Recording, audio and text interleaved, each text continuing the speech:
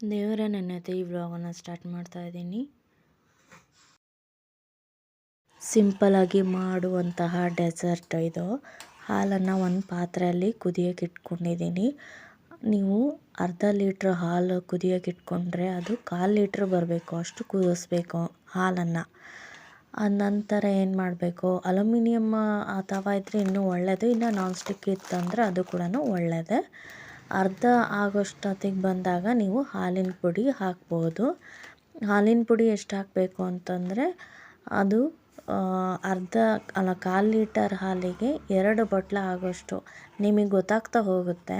ಹದ ಒಂದು ಪೇಸ್ಟ್ ಥರ ಬರಬೇಕು. ಆ ಹದಕ್ಕೆ ಬರೋ ತನಕ ನೀವು ಹಾಲಿನ ಪುಡಿ ಜಾಸ್ತಿ ಅಂತಂದರೆ ಒಂದು 2 ಬೌಲ್ ಆಗೋಷ್ಟು ಹಾಲಿನ ಪುಡಿ ಹಾಕಿ ಹೀಗೆ ತಿರುಗಿಸ್ತಾ ಬನ್ನಿ. ಇಲ್ಲ ಆದ ನಂತರ ಸಕ್ಕರೆ ಪೌಡರ್ ಆದರೂ ಹಾಕ್ಬೋದು ಅಥವಾ ಸಕ್ಕರೆನಾದರೂ ಹಾಕ್ಬೋದು. ಕಲ್ಲು ಸಕ್ಕರೆ ಹಾಕಿದರೂ ಇನ್ನೂ ಒಳ್ಳೆಯದು ಆರೋಗ್ಯಕ್ಕೆ. ಹಾಕಿ ಕಲಿಸ್ಬಿಟ್ಟು ಆನಂತರ ಒಂದು ಬೌಲಲ್ಲಿ ಕೇಸರಿ ಇರುತ್ತಲ್ಲ, ಹಾಲು ಕೇಸರಿ ಹಾಕಿ ನೆನೆಸಿದ್ದನ್ನು ಹಾಕಬೇಕು. ಇಲ್ಲ ಅಂತಂದರೆ ನೀವು ಹಾಗೆ ಹಾಕಿದರೂ ನಡೆಯುತ್ತೆ. ಈ ಥರ ತಿರುಗಿಸ್ತಾ ಬಂದಾಗ ಅದು ಒಂಥರ ಗಟ್ಟಿ ಫ್ಲೇವರಲ್ಲಿ ಬರುತ್ತೆ. ನೀವು ಡ್ರೈ ಫ್ರೂಟು ಇಷ್ಟ ಇದ್ದರೂ ಡ್ರೈ ಫ್ರೂಟ್ ಹಾಕಿ ಕೂಡ ನೀವು ಗಾರ್ನಿಷ್ ಮಾಡ್ಬೋದು. ಇಲ್ಲ ಅಂತಂದರೆ ನೀವು ಹಾಗೆ ಕೂಡ ಹಾಕಿ ಪೇಡ ರೀತಿಯಲ್ಲಿ ಮಾಡ್ಕೋಬೋದು.